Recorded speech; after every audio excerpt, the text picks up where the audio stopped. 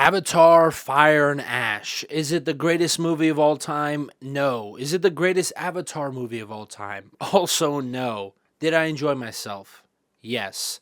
Let's get into it. Now, before I get into the meat of the review, I feel like this needs to be said, but the Avatar movies have a lot of hate from normies. It's not even people that spend too much time watching movies and talking about them on the internet like me. They said they have no cultural impact, but there's plenty of memes. I feel like some of the music is very iconic. Some of the shots in the movies are definitely super iconic. This planet with the floating rocks, that's when you see those, you think of the Avatar. I feel like there are plenty of moments that they've had cultural impact, and people make fun of it for the papyrus, font. And it's like, how could that video have gone viral if this movie series didn't have an impact on the culture? So I feel like you have to put that to rest before giving a proper review to the Avatar movies. James Cameron is doing something here that is 100% unique. This is a fictional world with fictional biosphere of fictional characters. These are alien. They're alien. They're not human. And it's all live action. There are other great fictional worlds, but they're not as visually unique as the Avatar movies. I love the Harry Potter movies, but they take place in a boarding school. You don't need to CGI that. There's plenty of boarding schools in the world. Dune, I love the Dune series, but it's still human actors. This is the only movie series where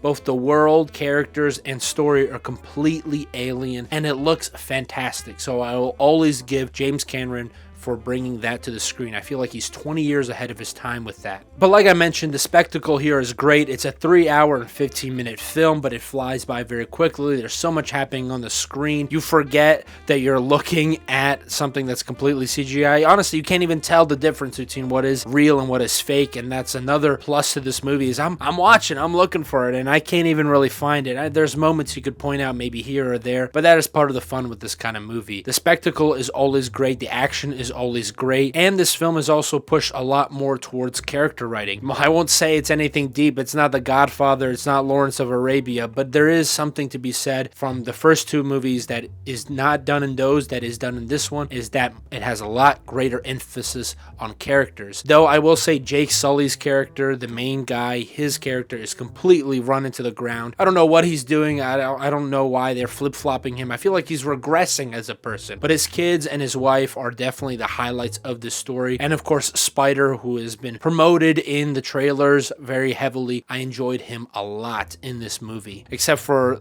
maybe he's a little bit too much of a surfer bro in this movie, but besides that, I really like this character. My negative things I would have to say about the film is that there is a lot of retreaded ground. It feels very similar to the other two films when it comes to plot and certain events that happen throughout the story, and that the fire people are not as played out as much as you would like. Everything you see in the trailers about them is what you see in the movie. They're not fleshed out nearly as much as the tree people or the water people, and I wanted to know more about the fire people. I know that's the whole point of this, and I think that's really sad because they have an interesting idea going on here, but there's just not enough of it. And my last major complaint, without spoilers, is the Colonel Miles. I feel like he is completely played out as a person. I liked him in the first one. I really loved him in the second one. I think that was the perfect direction for his character, but now he has nowhere else to go, and I really did not like him in this movie. Now I'm going to get into spoilers, so if you want to go to the end of this timestamp, you can find out my final thoughts that are also going to be spoiler free. So the major problem I have with this movie is that it ends exactly the same as the previous two. There's a major battle. The Na'vi are winning at first. The humans then turn the tide, and then they call on Awa, the warrior goddess, and she brings a bunch of monsters and they kill everybody. I'm like, really? This is the same thing? I think something interesting that they could have done is that there's so much character growth. There's so many great moments for all these, individual people that at the end, when they're self-actualizing,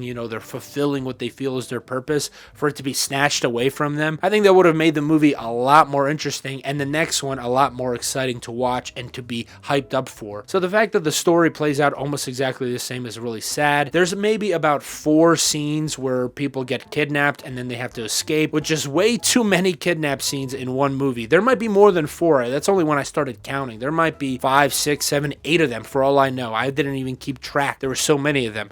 Way too many moments where someone's going like, if you move, I'll kill you. And then they don't kill them. It's just like, all right, what is the point of guns and knives and, all this violence if no one actually dies in this movie? There are people that there are people that die in this movie, but like who cares about the ones that do die in this movie? It's so irrelevant. I'm not excited when it comes to the fourth one. If the fourth one's going to be exactly the same, it's just going to keep falling lower and lower. You got to think of something new. I wish this took a different direction with the elements that James Cameron has already established. I like the sky people that they made with their living, hot air balloons. I thought that was really cool. The fire people got nothing like that. We got more air people than we did fire people when it comes to it. Besides the fact that the fire people do drugs, they trip on LSD. That's all we got from them. So I will say that the story is very disappointing from that perspective. Now we're stepping back into non-spoilers. If I had to give this movie a score out of 10, I'd probably give this a 7. It might dip down to a 6 because while I did enjoy myself, the time moved very quickly. It's great spectacle.